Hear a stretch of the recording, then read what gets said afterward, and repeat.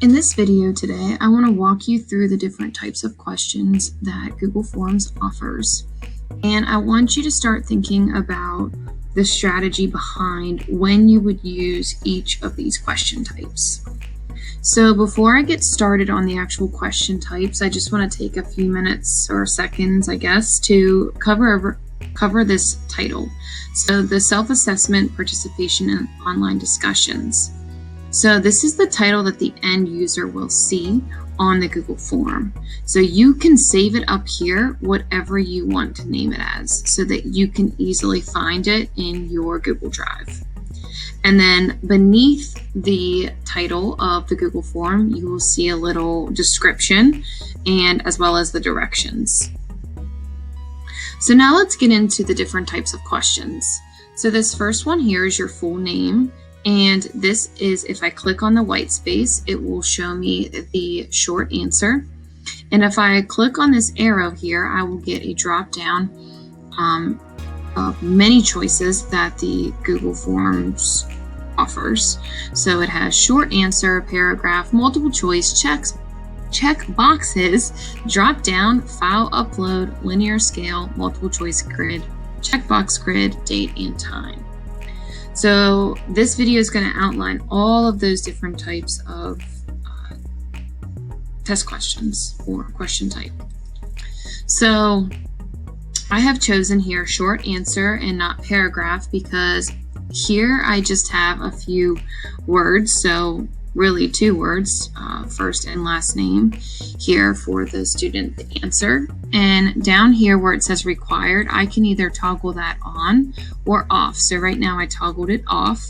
So if a student were to skip that question and not write their name, it would allow them to submit their form at the end of this. So if I toggle this on and they don't fill this out and they go to submit their form, it will actually put a little red asterisk right here that says you need to fill this portion of the question out. So it won't let them submit it unless there is an answer in that box. So please select today's date and time. So I have chosen the date, but for this particular question, I also wanted to include the time. So to do that, I go down here to the three dots and I click, and that is how I included time. So if I unmark it, it doesn't include the time. So I want to make sure I include the time as well as the month, day, and year. And then this will also give them a calendar option when they go to preview it. So if I switch over here to preview and I go to my calendar here, it will actually generate a calendar for them to choose the date. So let's toggle back over to the editing portion of the Google form. So this one here, if I click on the white part, you will notice that it is a drop down. Now, when is it best to use a drop down? I like to use a drop down when I have a lot of answer choices to pick from, because a drop down is only going to allow you to choose one answer, just like a multiple choice question would. But a drop down menu condenses the Google form, so it doesn't make your Google form so long. So here they need to choose a class period, okay? And because of our A-Day, B-Day schedule, I have listed 9 possible answer choices. So if I switch back over to the preview mode, if I click here, notice it condenses my Google form and it allows for the user to just click one of these options. So down here to the next one, how engaged were you in today's discussion? So this is a linear scale, and this allows me to choose 1 to 5. And here I can say 1 is not engaged, 5 is very engaged. So a linear scale looks like this. So it's like a multiple choice, but instead they have to rate themselves. So this is great when you're surveying students or staff or parents. The next one here is a checkbox grid.